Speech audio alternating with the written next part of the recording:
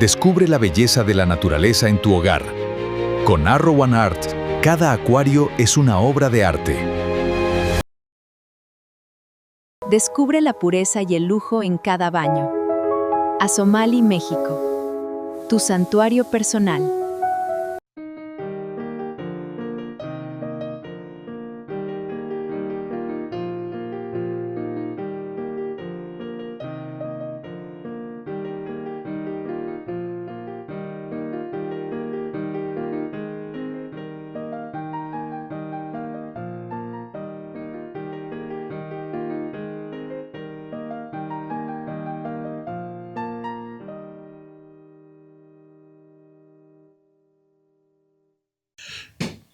Bienvenidos a Descubre TV. Netfor, la productora Netfor, a través de la revista Descubre TV, estamos de nueva cuenta aquí con ustedes. Hoy ni más ni menos en un gran taller, un taller con muchísima historia que es de la familia Gimón. Ni más ni menos que con el gran maestro Fernando Gimón. Ahorita lo vamos a presentar sin ninguna duda de cabo a rabo, como se decía por ahí en la antigüedad. Y pues nada más agradecer a nuestros grandes patrocinadores, Hacienda La Campana, Terraza Hacienda La Campana. Muchísimas gracias por todo su apoyo, en verdad. Si tienen oportunidad de estar ahí, vayan, excelente atención para eventos familiares o conmemoraciones muy especiales. También a Sales Azomali, Sales de Baño Azomali. Un saludo a la gran amiga de Sales Azomali y a Arrowana Art para todos ustedes, escultura, diseños para cualquier lugar de su casa. Pues ni más ni menos, empezamos con esto y estamos aquí con un en verdad, gran maestro, con una historia enorme, con una tradición enorme de aquí de Tonalá, de lo que es la cerámica tonalteca llamada barro bruñido. Sin más preámbulos, el maestro Fernando Gimón. Por favor, maestro. Hola, ¿qué tal? Mi nombre es Fernando Gimón, soy artesano aquí de Tonalá y pertenezco a una de las familias con mayor arraigo de aquí del pueblo, la familia Gimón y también la familia Melchor, tan famosa por los puerquitos de alcancía. Estamos a sus órdenes, bienvenidos. Muchísimas gracias, maestro. Maestro, no sé si nos quieres explicar, digo, siempre empezamos un poquito dándole este reconocimiento a nuestros viejos. Creo que yo veo este trabajo y sin lugar a duda veo a tu padre, a tus abuelos, a tu abuela. Bueno, ya nos platicarás un poquito sobre tu bisabuela, perdón, Sí. del trabajo de tu bisabuela, pero veo el trabajo de tus padres, de tus abuelos expresados aquí. Y no solo en la parte de la decoración, sino en la constancia. ¿Quién fue Fernando Gimón de niño? Que nos platiques un poquito quiénes fueron tus padres, cómo fue tu trabajo dentro de los talleres familiares tan reconocidos que tienen los Gimón aquí en Tonalá. Bien, pues como les decía, me tocó nacer, afortunadamente para mí, me tocó nacer en una de las familias más tradicionales en esto del barro. Y pues desde que yo recuerdo, crecí en vez de plastilina, pues barro, ¿no? El juguete más popular para nosotros ha sido el barro, ha sido la tierra, el polvo, los cueros, los alisadores. Y siempre he crecido con esto, con todo esto, ¿no? Las herramientas que se ocupaban, la piedra de ananchar o la mesa de trabajo y todo esto, la liga, los colores, cómo hacer. Entonces te platicaré que a mí me tocó aprender casi a la fuerza, porque yo creo que para mi papá siempre fui un poquito medio travieso o travieso, y mis castigos eran, me decía mi papá, te me sientas aquí, donde él estaba pintando, ¿no? Y te me sientas aquí, no te me vas a mover. Pues eran horas que me pasaba ahí sentado con él, castigado. Tenía que pedirle permiso hasta para ir al baño. Entonces, pues ahí yo vi cómo armaba sus pinceles, cómo los desarmaba, cómo pintaba, cómo ligaba sus colores. Ver a mi mamá cómo estaba bruñendo, porque siempre trabajaban juntos, ella enfrente o así, siempre juntos. y pues siempre me gustaba verlos, pero a la vez no, porque lo que yo quería pues era salirme a jugar, ¿no? Bueno, Y en ese tiempo pues nuestra casa era allá en Matamoros 110, ahí con mis abuelos, y pues ahí es donde recuerdo los castigos, ¿no? Que te me sientes aquí y no te me vas a mover. Llegaba de la escuela, hacía mi tarea, yo quería salirme a jugar, con poquito que me viera corriendo, ya era de que te tienes que sentar aquí y no te me vas a mover. Entonces, pues, considero que eso a la larga me ayudó, porque pues aprendí a muchas cosas, ¿no? Con el simple hecho de estar viendo lo bueno, que hacía. Aprendí mucho, aprendí cómo él manejaba sus pinceles, cómo hacía sus trazos. Y pues en parte ese fue el Fernando de jovencito. No me acuerdo haber sido vago, ajá, no recuerdo, pero a grandes rasgos eso era. Aprender de mi papá, aprender de mis tíos. Me gustaba mucho ver trabajar a mis tíos. Y pues de todos aprendí, de mi abuelo, de mi abuela. claro. Todavía no sé si te tocó donde trabajaban un tiempo la cerámica y otro tiempo el campo o solamente se dedicaron a la cerámica en tus papás. Cuando yo estaba pequeño, no me tocó conocer a mi bisabuelo, me hubiera encantado haberlo conocido. No me tocó, él falleció 10 años antes de que yo naciera. Él fue campesino, fue músico y aparte artesano. Artesano. No me tocó haber sido también andar por ahí en el campo, trabajando en el campo. No me tocó, lo que sí recuerdo que nos mandaban a buscar raja, eso sí, Ajá, allá la sillita en la primer caminada de ida a voltear ajá, y al regreso al a costal recoger. a recoger. Eso sí, para quemar o para cocinar, eso sí recuerdo. Allá vagamente, pero sí recuerdo. Me hubiera gustado haberlo conocido para haber platicado con él y que me enseñara no solo a lo que él sabía del barro, sino del campo y de la música Claro, también. claro, claro. Para los que no saben qué es la raja, porque a lo mejor hay gente que nos está escuchando en este momento o que nos ve, y no sabe lo que es la raja. ¿Por Ajá. qué hay que voltear la raja o qué es la raja? No sé si les quieres explicar qué es la raja. Bien, pues la raja fue un combustible, o todavía para algunos artesanos sigue siendo combustible, donde hay vacas, cada huella que deja la vaca, es decir, excremento, pues ese es lo que se le conoce como raja. Entonces cada pastel que deja se orea y después se seca y ese sirve para quemar Para quemar, por o eso. para cocinar incluso.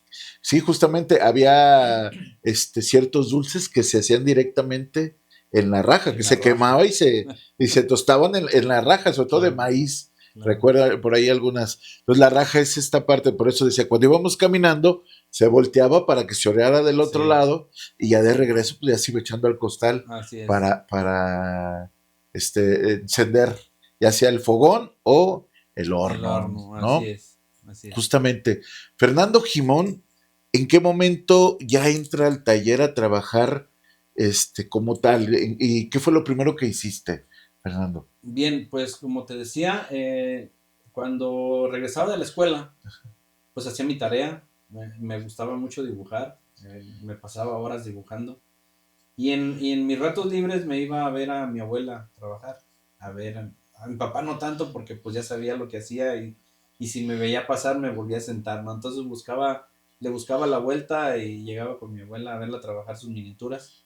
Era buenísima para trabajar, aquí tenemos una muestra de su trabajo de ella. Claro. Y, y entonces llegando de la escuela hacía mi tarea, iba y me sentaba ahí a un lado con ella. A veces me daba un pedazo de barro, ahí hacía lo que yo quería o lo que ella me decía. A los 7 8 años, yo le dije a mi tío Florentino, que es el hermano mayor de los hijos de Agustín y Ajá. de Concha, y le decía, él era el encargado del taller, y yo le decía, tío, pues yo quiero trabajar, quiero enseñarme. Ah, pues Claro. quieres trabajar, órale, pues entonces vas a hacer lo más sencillo. ¿Qué era lo más sencillo? A lo mejor lijar y alisar. Ujú. Ese era lo más sencillo. Entonces, pues, eso fue lo primero que hice, 8 9 años. A los más o menos 11 años, pues yo veía yo veía a mi papá pintar, a mis tíos pintar, y yo decía, pues yo también quiero pintar palomas, yo le decía a mi tío, yo quiero pintar palomas, porque no sé si recuerdas que seguramente sí, pues la producción tan grande que había de palomitas en Sí, claro, Puebla, claro. entre búhos, tecolotes, palomas, patos y todo esto. Sí. Pues yo le decía, yo quiero pintar palomas. Bueno, pues vas a pintar palomas. Y mi trabajo era puntos. Todo lo que llevaba el cuerpo de puntos, ese era mi trabajo. Llenarlo, las alas, el cuello y la colita de puntos. Y ya en paisajes, todo lo que era la loma, donde va el arbolito, donde va el animalito, también lleva puntos. Entonces ese era mi trabajo, con el pincel. Ya por ahí pues yo creo que le aguanté como un año o año y medio. Ya después le dije, tío, pues yo quiero pintar flores. Pues quiero pintar ramos. Ah, pues dale, cálate Sí a ver si puedes. puedes, ¿no? De un principio él me palmeaba, él me hacía toda la estructura del ramo y yo Ajá, lo sombreaba, ajá. que pues era la última parte de la pincelada. Y yo creo que le gustó mucho porque pues ya después me daba piezas un poquito más importantes, Ah, ¿no? ok. A los 13 14 años ya pintaba todos los ramos de las piezas, animalitos todavía no, pero sí los ramos y todo. Entonces ya por ahí de los 13 14 años llega una convocatoria de miniatura aquí en el estado de Jalisco y mi abuela en una de las tardes que llegaba de la escuela me dijo, mira, agarra barro y vas a hacer 2 cuadritos. Después esos cuadritos fueron unos alajeritos, Ok. con ayuda de mi papá le dije cómo pintarlos y todo, mi mamá me los moñó, los inscribí por la convocatoria, en el concurso, y les dieron un primer lugar, fue mi primer lugar Ah, qué padre. participando en concursos. Entonces, pues eso me motivó para seguirle, ¿no? Claro, Y de claro. ahí para adelante ya no solté el pincel. Ya Eso. después, ya después a mis tías, a mis 3 tías, Rosario, Felicitas y Guadalupe, pues yo creo que también le gustaba mi manera de pintar, que ellas hacían miniaturas y me decían que se las Ah, oh, pintara. qué padre. Se las pintaba y las metían al concurso, ganaban y pues me daban mi parte, ¿no? Ah, qué suave. Y eso fue una Qué suave. motivación para seguir. ¿Tu abuelita cómo se llamaba? Tu bisabuela, perdón. No, abuela, abuela. Mi abuela. Tu Mi abuela. abuela María Concepción Barba Torres, Barba mejor Torres. conocida como Mamá Concha. Mamá Concha. Sí. Ok. ¿Y tu abuelo? Agustín Jimón. Agustín, Ajá. Agustín Jimón. Sí, hijo Perfecto. de Zacarías Jimón. De Zacarías, Zacarías. del grande, del... Así es, del gran decorador de vasijas, junto con otros más que Ajá. aparecen en el libro de las artes De las artes populares. populares, Sí. justamente. Ajá. Sí, sí, sí. Entonces, en tu casa se tenían estas dos vertientes, la loza de uso, porque era loza de uso, Sí. se usaba realmente, era loza para el uso cotidiano de la casa, ¿no? O era solamente decorativo, Ya para cuando a mí me tocó estar trabajando en el taller era ya decorativo. ya era Ya decorativo. todo fue decorativo. Ya no hacía la producción, ya no era para utilitario. Utility. Porque todas las piezas estaban pues sobrecargadas de decoración. Perfecto. Entonces, como se conoce, pues es esa baja temperatura, no aguanta, un plato no aguanta el manipularlo con cuchillo, con cubiertos, con todo esto. Entonces, pues ya era simplemente Simplemente decorativo. decorativo. Sí, Perfecto. Porque bueno, anterior a esto, sí, el barro unido y mucho del barro se usaba para claro. el uso continuo en las cocinas, en cada uno de los elementos de la casa, ¿no? Sí, la muestra está en la producción de mi bisabuelo, Zacarías, que él, todas sus piezas eran utilitarias y también decorativas, porque le Claro. imprimía ahí su sello en la pintura, pero todo era alfarería, todo era para utilizarse, mayormente para mantener el agua fresca. Agua fresca. Ujú. Sí, entonces estamos viendo, repetimos, ¿no? O sea, esta es una historia de muchísimos años, Así es. ¿no? Fernando Jimón, ¿cómo empieza a tomar su propio estilo? ¿En qué momento dice Fernando Jimón? Ya supimos que aquí sigo agarrando el pincel, Ujú. pero ¿en qué momento es, caray, creo que ya voy a poner mi propio estilo con relación porque vemos que aunque eres de la familia Jimón, hace rato platicábamos un poquito de eso, viendo algunas piezas, no es la misma forma de pintar, ¿no? Las mismas líneas, no es lo mismo, aunque la gente pudiera ver, no, es que son los mismos colores, pues sí, porque es la técnica Ajá. así lo dicta, ¿no? Ajá. Es cada determinados colores o hasta las mismas formas se pudieran decir que no son iguales, son muy parecidas, pero no son iguales. Así Vamos a es. decir, usan soles, usan lunas, pero ninguna luna, dependiendo quién las haga, uno sabe exactamente de quién son los decorados. Así ¿Dónde, es. dónde es donde dices, este es mi propio estilo? Bien. Yo trabajé pintando ahí en el taller familiar hasta los 18 años, hasta cuando me casé. Ok, Me casé con Marilena, mi esposa. Ella es de profesión, será secretaria empresarial. ajá, Y fue un impulso para mí el que ella haya decidido dejar su computadora y dejar su escritorio por venir a trabajar conmigo. Entonces, cuando yo vi eso, dije, algo tenemos que hacer para, como dice el dicho, ¿no? Y dice bien dicho, si quieres resultados diferentes, pues haz cosas claro, diferentes.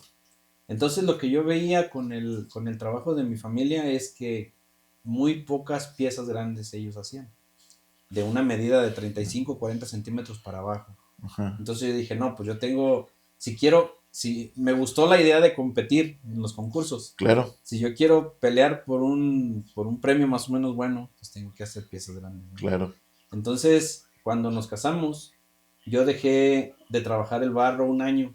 Me fui por ahí a ok, Guadalajara a trabajar en una tienda de productos de limpieza. ajá, Y ese año me sirvió para retomar y para valorar lo que tenía en Tonalá. claro, Entonces, terminando ahí el trabajo con esta empresa, llego, empecé a trabajar con mi tío Jesús, hermano también de mi papá, ajá, es el que acaba de fallecer hace ok, poco, y le aprendí muchísimo a modelar, a diseñar, a ok, hacer moldes y todo. ajá, Yo nada más, mi trabajo era de pincel, ujú, pintaba, jamás llegué a hacer una pieza, pero a él le aprendí muchísimo.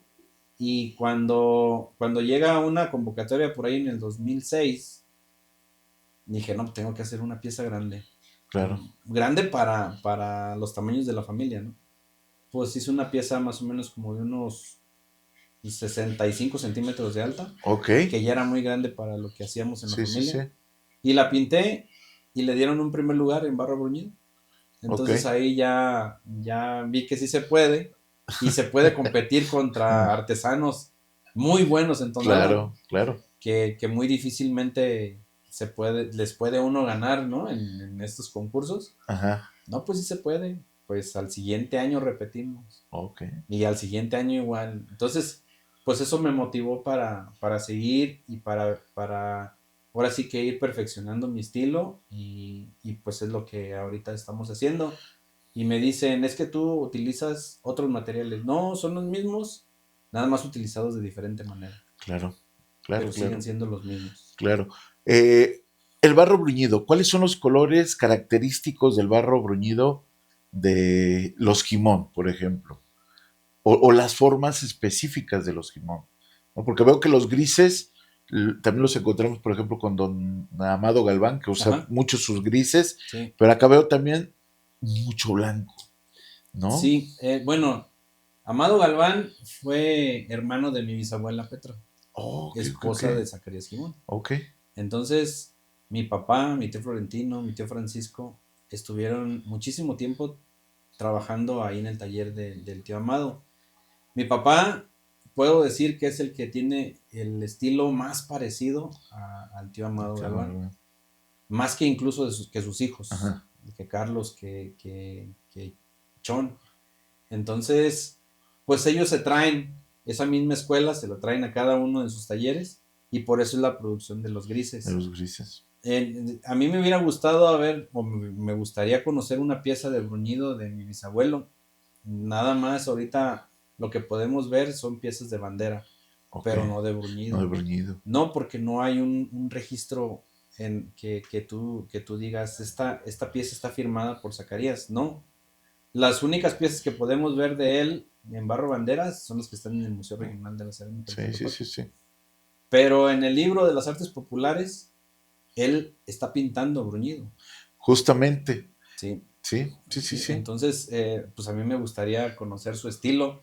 Que ahí en el libro hay unas fotografías en blanco y negro que más o menos dicen su estilo. Y pues igual, la saturación, la misma composición, Claro. que generación tras generación se ha dado. Sí, y se me hace muy interesante, bien lo has dicho, las palomitas, los búhos, que están a punto de desaparecer, o si no es que ya desaparecieron, esa imaginería del barro tradicional tonalteca, lo que eran las palomitas, los búhos, los patos, los patos que después, bueno, todas estas formas las tomó Jorge Wilmon y las llevó a la alta temperatura, pero veo que es exactamente, hasta los decorados es muy parecido. Bueno, las primeras eran muy parecido al barro bruñido en su decoración, solamente con los colores brillantes de alta temperatura, ¿no? Claro. Los azules, cobalto, el azul cobalto bellísimo, que hacían pues, lucir todavía más una pieza en alta temperatura. ¿Qué pasa con estas piezas, Fernando?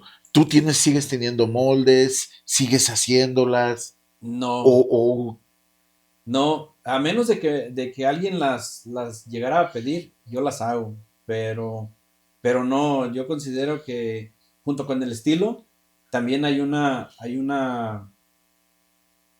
corriente de diseño diferente. claro. A lo mejor sí, en algún momento, determinado momento sí la pudiera hacer, pero no es que considere que ya pasaron de moda, no, pero pues yo traigo otras ideas, ¿no? Traigo Claro. otras ideas y no me quiero ir de este mundo sin antes haberlas explorado, explotado, ¿no? Eso. Ajá. A eso voy. Entonces, Fernando Jimón empieza, ya vimos, se dedica a fuertemente, bueno, a los 14, 15 años dice, no, esto ya es lo mío, ¿no? Sí. A los 18 dice, creo que se puede, y sin lugar a duda, ¿en qué momento Fernando Jimón empieza no solo a tener ese estilo en la pintura, porque veo la pieza familiar, no sé si nos quieras platicar un poquito, porque esa forma es tuya, ¿no? O tiene algunas otras No, características. bueno, yo digo que es mía porque pertenezco a esta familia, pero lo que se cree, lo que se piensa, porque no hay un registro muy claro, que quien la hace por primera vez es Zacarías Jimón. Zacarías Jimón. Sí, por allá en los 20, 30, y se le conoce como Granada o Cantar Balón. No sé si puedas mostrar. Sí, claro, es esta esta bellísima.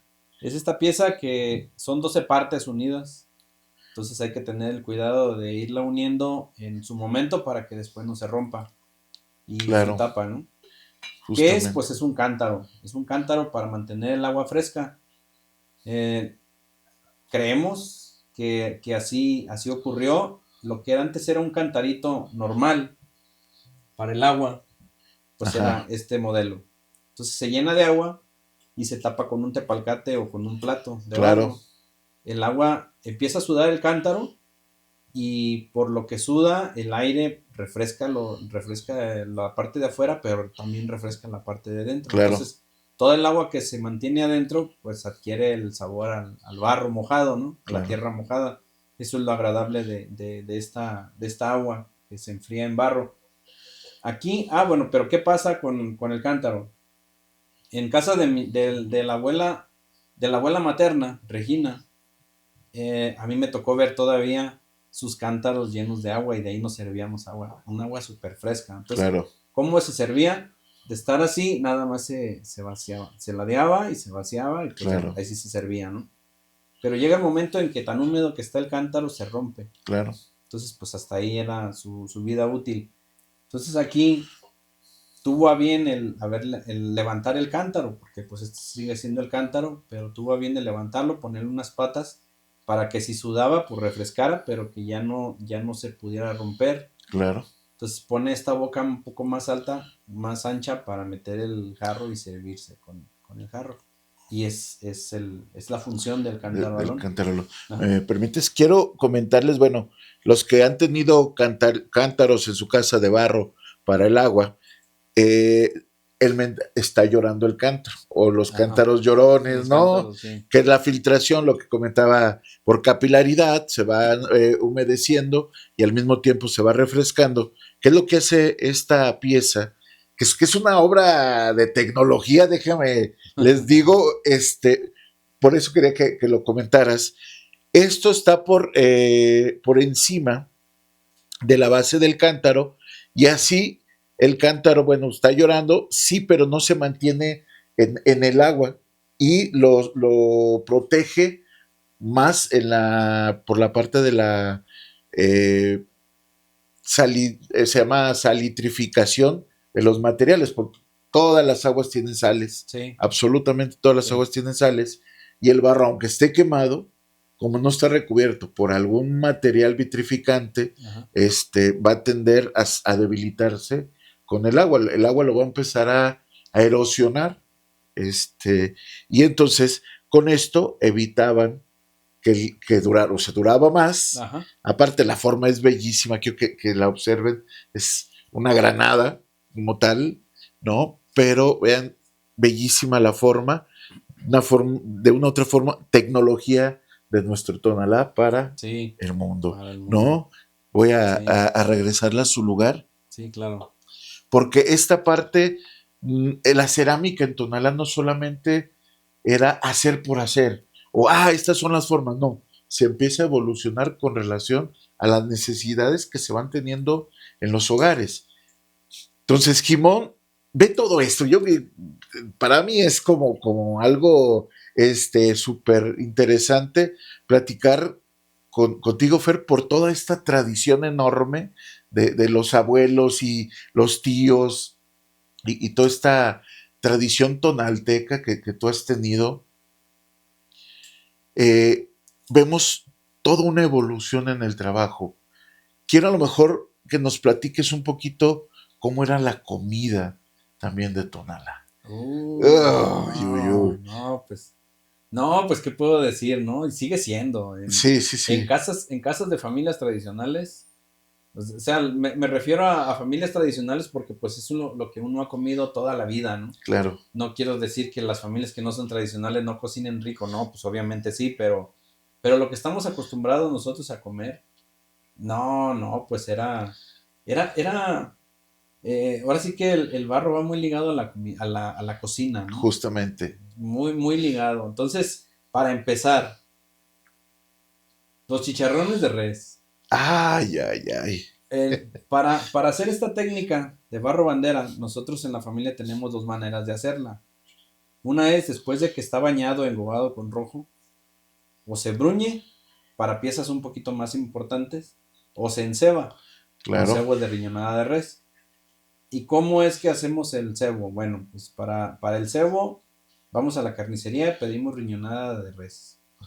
Entonces nos dan el pedazo de nervio con toda la grasita y esa la llevamos a una cazuela. La ponemos en la cazuela, le prendemos fuego y dejamos que se derrita todo lo que es la grasita.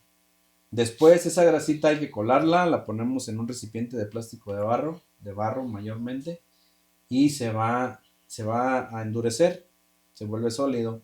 Entonces esa mantequita es el cebo para nosotros, para poder encebarla y que adquieran ese brillo que tienen las piezas rojas. Entonces, una vez que ya se empezaba a hacer el cebo, pues la señora tenía que estar torteando y con una salsa de molcajete, ¿no? ay, ay, ay.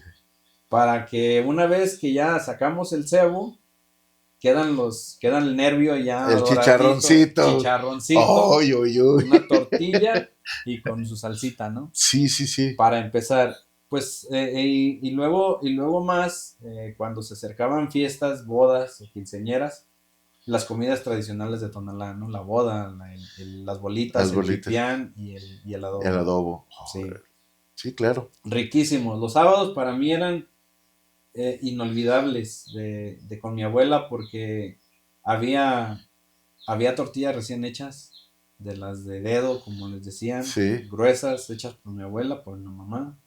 Sus frijoles nuevos, con tocino, con lo que fuera, ¿no? El molcajete de salsa que nunca faltaba Claro. y hojitas de limón, un tecito de Un tecito hojitas de de hojitas de limón. limón. No, es increíble todo. Importante. Y todo era en barro, no se usaba ni el aluminio, no. Claro. Era el barro. A lo mejor, no sé, igual quiero comentártelo y preguntártelo. Yo he probado comida preparada en cazuelas y esto, y en barro. En particular, prefiero mil veces el barro. Le da otro sabor. Claro. No sé si a ti te ha tocado probar la misma comida en diferentes, bueno, en ollas más normales y en las ollas antiguas. No sé si porque somos de Tonalá y se nos acostumbró a lo mejor nos untaban ese cebito aquí en los bigotes para que regresáramos, ¿no? Como los gatos dicen, ya le untaron bigote, Sí. cebo en los bigotes. De ahí viene el dicho, Para que de ahí regrese, viene el dicho, claro. para que regrese. Por eso es el cebo. Entonces, todo este barro bandera, porque aquí estamos hablando de dos técnicas diferentes. Sí. También a eso. El barro bruñido tiene esta cantidad de colores grises, colorados, blancos. Por lo regular, algunos, bueno, en este caso no veo verdes, ¿no? En la cerámica en esta que ahorita tenemos montada, no veo verdes. Pero en el barro bandera solamente se usaban los tres colores. El colorado, que era la base, ¿no? De todo, el blanco y el verde. Así es. Pero ¿qué diferencia hay entre una técnica y otra? No sé si nos quisieras explicar, porque sí hay una diferencia. Sí. Sí. Hasta cuando las piezas están hechas o están construidas, como decimos, hasta el alisado ya es donde todo es igual, las dos técnicas todo es igual, los moldes, la hechura, todo es igual, hasta el alisado, ahí ya se puede decir que se bifurca porque, a ver, decidimos o va a ser bandera o va a ser bruñido, depende de lo que queramos. Si va a ser bandera, entonces lo vamos a bañar con este colorado, con esta tierra roja que le da el fondo, y lo vamos a decorar tradicionalmente nada más con dos colores. En la familia casi no se utiliza el verde, se utiliza muy poco. La muestra a la vez que las piezas de mi abuela no tienen para nada verde. Nada. Porque la producción o su producción así era, no era tanto que fuera el barro bandera como barro bandera, sino barro colorado como se le conocía antes de que fuera barro bandera. Claro. Pensamos o se cree que por ahí en los 40, 50 o a lo mejor un poquitito antes, alguien sugiere que le pongan verde para que sea llamado barro bandera. Porque antes pues era el barro colorado, el barro rojo, y nada más estaba decorado con blanco, que era el matiz que se encontraba en Salatitán. Ese matiz negro que tú lo pintas es como si fuera negro. De hecho aquí tengo por ahí un recipiente que es como si fuera casi gelatina. Aquí está. Este es el matiz negro y se debe pintar muy espeso. Ok. Para que salga, a la hora de la quema, salga blanco. Entonces por ahí alguien sugiere que le pongan el verde para poderlo llamar barro bandera y que se pueda comercializar un poquito mejor, porque siempre el bruñido le lleva muchísima ventaja. Claro. Es más vendido el barro bruñido, por eso los tonos verdes. En el bruñido no es que no me guste utilizar verde, sí lo utilizo, no mucho, me gustan más los colores de tierra, incluso tampoco el azul, solo cuando hay por ahí algún pedido específico, pues sí lo utilizo. La diferencia es en el bruñido, como su nombre lo dice, es porque está bruñido, porque está tallado con la pirita encima de la pintura. O sea, el bruñido viene a sellar todos los colores y es la última parte del proceso antes de llegar al horno. En el barro bandera, por los colores, el engobe rojo, la decoración en blanco y con verde. Como aquí en esta esfera, pues sí le puse verde. Sí. Puedes ver que sí tiene verde. Y es por lo que se le conoce como barro bandera. Son las diferencias. Antes el verde se le ponía después de la quema. Ok. Con anilina verde. Ajá, entonces lo que yo hago ahora es que le pongo óxido de cromo antes de la quema para que ya quede Ya quede bien en el horno. justamente. Ajá. Muy bien. Quiero, Fer, antes de terminar, porque pues, digo, queremos terminar aquí, todavía no quiere, para venir en Ajá. una segunda ¿Seguro? Claro. ocasión. Claro. Quiero que nos platiques, para mí es algo bellísimo, también lo vi con el maestro Moisés Rosas Galán, que él tiene todavía moldes de su padre. Ajá. En este caso, tú no tienes moldes de tu padre. No. No tengo moldes de mi padre porque mi padre los sigue utilizando. Justamente Sí. a eso voy, pero Ajá. tienes moldes todavía con una... Y él cómo fue, quiero que nos platiques esa parte, casi como es tu turno. Sí. No sé, a ver, Pues, platícanos. como te darás cuenta, en familias, en mucho tipo de familias, sobre todo las tradicionales y esas que tienen muchísimo arraigo por sus padres, por su tierra, por su pueblo, llegamos a ser un poco celosos. Claro.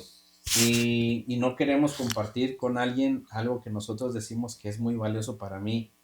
Porque, pues yo sí puedo decir, te lo digo de las piezas de mi abuela. Claro. Esas piezas para mí son un tesoro porque pues cuando mi abuela ya fallecida pues va a volver a crear esas cosas, ¿no? Entonces es algo que yo lo heredaré a mis hijos, si es que así lo quieren también y las quieren conservar, con ese cariño, Claro. con el que yo las recibí. A mí me las donó un amigo de San Francisco. Esas piezas creo que estaban en Los Ángeles, en una colección particular. Empezaron vendiendo 2 o 3 y yo dije, cómpramelas porque yo identifiqué que eran de mi abuela y después voy por ellas. Pues pasó el tiempo, después él vino y llegó con una cajita y me dice, destápala, Fer. Y la voy destapando y pues eran 14 piezas de mi abuela. Qué padre. Le digo, híjole, ¿cuánto fue? ¿Cuánto te costó? Porque yo le dije que se las pagaba. Dice, no, es un regalo para ti.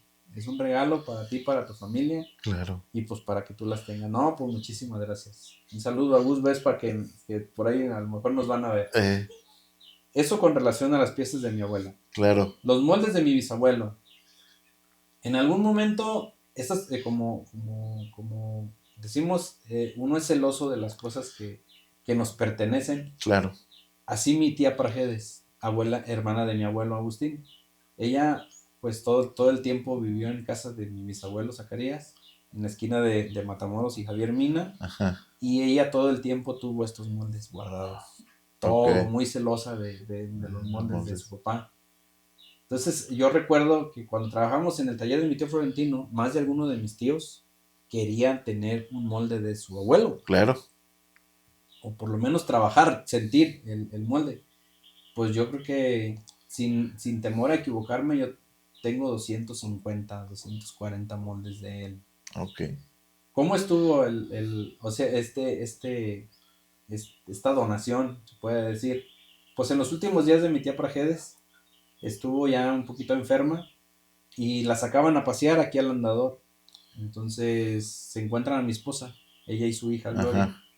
Se encuentran a mi esposa y le dicen, oye Marilena, fíjate que mi mamá anda queriendo ver qué hacer con los moldes de su papá.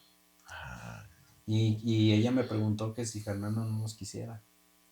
Pues para pronto le digo ella que sí, ¿no? Porque pues ya habíamos platicado, ¿no? De que ella nunca prestó. Sí. Y ahora, a lo mejor en aquel tiempo decíamos, pues qué egoísta, ¿no? Pero a la larga ahora digo que agradecido, ¿no? Claro. Por haberlos mantenido.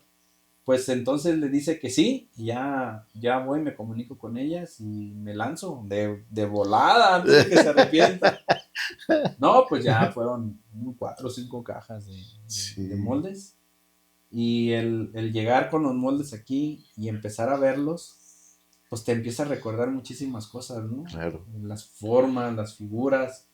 Como te comentaba, de aquí es donde sale su famoso guaje. Ajá.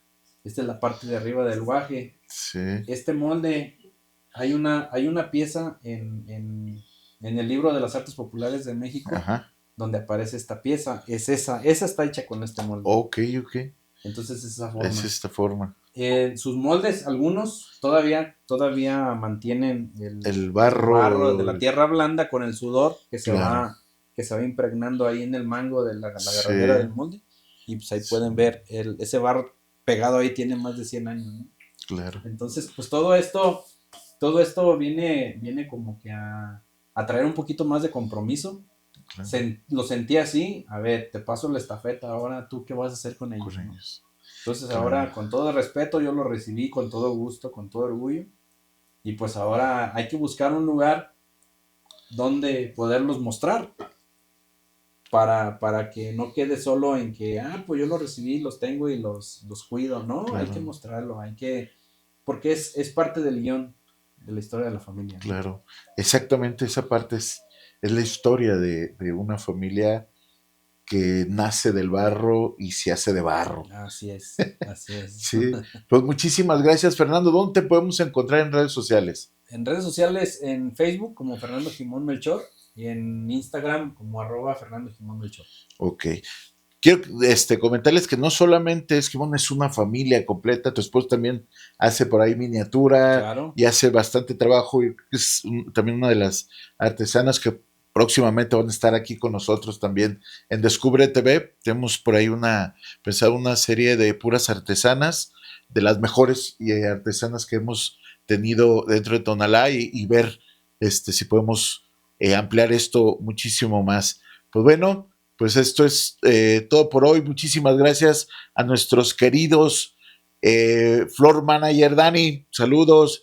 Ya tenemos nuestro camarógrafo, nuestra nueva camarógrafa Michelle, y ni más ni menos que nuestro productor, el todólogo, el mil usos, Miguel Ordóñez.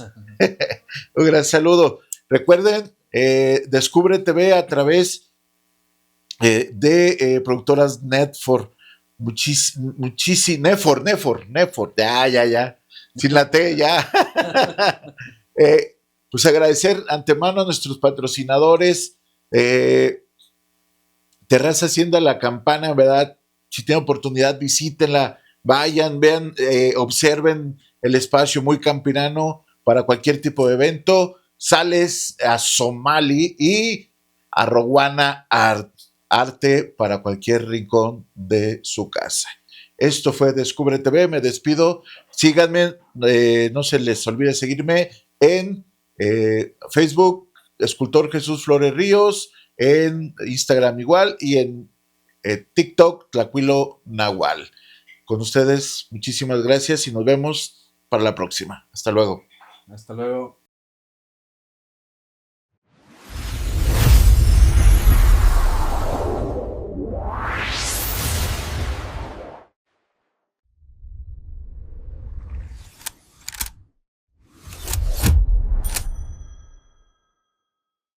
Descubre la belleza de la naturaleza en tu hogar. Con Arrowan Art, cada acuario es una obra de arte. Descubre la pureza y el lujo en cada baño. Asomali, México. Tu santuario personal.